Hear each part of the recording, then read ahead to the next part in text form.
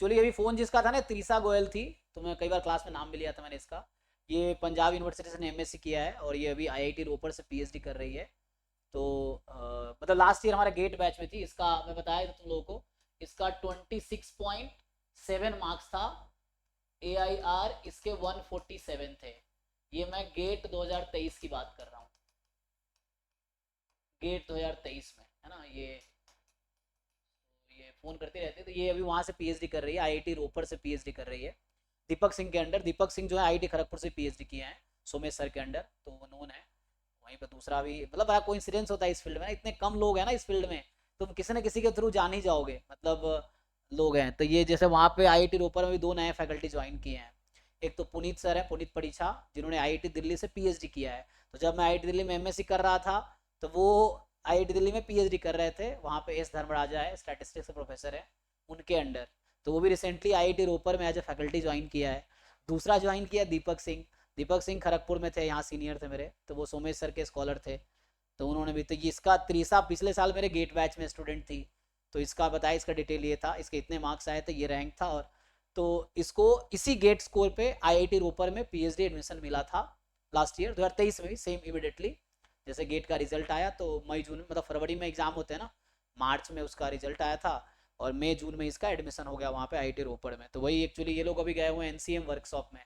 NCM क्या होता है, नेशनल सेंटर ऑफ मैथमेटिक्स है, जो डिफरेंट जगह वर्कशॉप होते रहते हैं। अभी आईआईटी गुवाहाटी में एक वर्कशॉप चल रहा है। जैसे मैं अभी कल जा रहा हूँ पुणे, पुणे में एक कॉन्फ्रेंस है, इंटरनेशनल कॉन्फ्रेंस है, तो वहाँ बहुत सारे लोग आते हैं। तो अभी इन लोगों का भी वर्कशॉप चल रहा है वहाँ पे आईआईटी गुवाहाटी में। तो एक्चुअली वहाँ मेरा जूनियर है गौरव, आईआईटी खड़गपुर में, तो वो भी वहाँ गया हुआ है। तो वो उससे मिली होगी, तो उसको बताया होगा उसने, गौरव ने, कि अच्छा संतोष सर का जॉब हो गया है, मतलब पीएचडी हो गया कंप्लीट, तो इसलिए इसने फ़ोन किया था।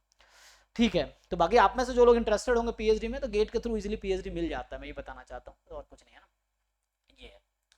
चलो स्टार्ट करते हैं। हाँ हाँ हाँ, ओनली आईआईटी और एनआईटी, सेंट्रल यूनिवर्सिटी नहीं लेगी, स्टेट यूनिवर्सिटी नहीं लेगी। Central university, state university only आपका उसके थ्रू, मतलब गेट नेट के थ्रू एडमिशन लेता है। आईआईटी एनआईटी में गेट गेट के थ्रू आपको पीएचडी मिलेगा। क्योंकि नेट निकालना स्टैटिस्टिक्स बैकग्राउंड के बच्चों के लिए थोड़ा डिफिकल्ट टास्क है, इम्पॉसिबल तो नहीं है, बहुत सारे लोग क्वालिफाई करते ही हैं, तो आप भी कर सकते हो। बट गेट निकालना मच ईजियर है दैन द नेट। ये है, गेट बहुत निकालना बहुत आसान एग्जाम है ना गेट। तो ये जैसे जब किसी ने ड्रॉप भी नहीं लिया, एमएससी कर रही थी तभी हमारा बैच ज्वाइन कर लिया था पंजाब यूनिवर्सिटी में। और तो एमएससी के दौरान ही गेट बैच में थी, 2023 वाले बैच में, तो उसमें थी, फिर उसका हुआ था। क्या पूछ रहा है? जी जी जी, 1 ईयर।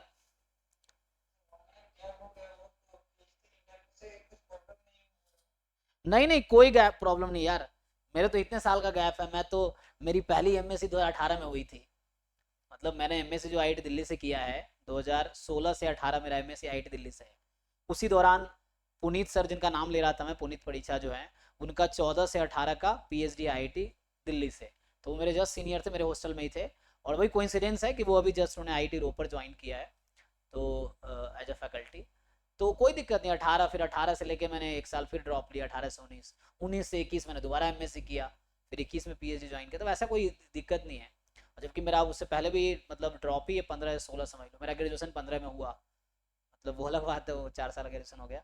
तो 15 में हुआ, फिर एम ए 16 से 18, फिर 19 से 21, इस तरह से है। तो उसका कोई इशू नहीं। देखो, तुम मेहनत करो, अपने अंदर क्वालिटी डेवलप करो, ड्रॉप ड्रॉप से कोई फर्क नहीं पड़ता है ना। तुम अगर अपने आप को प्रूव करने में कामयाब नहीं होगे, तब वहां पे उनको एक बहाना चाहिए तुम्हें इनअप्रोप्रिएट बताने में, या कुछ वो। अगर तुम्हारे अंदर एबिलिटी है, तुम अगर लड़ सकते हो, तो कोई दिक्कत नहीं। तो ड्रॉप से कोई ज़्यादा इशू नहीं होगा। द थिंग इज, तुम्हारे अंदर एबिलिटी होनी चाहिए अपने आप को प्रूव करने की कि तुम काबिल हो, बस इतना ही काफ़ी है। ठीक है।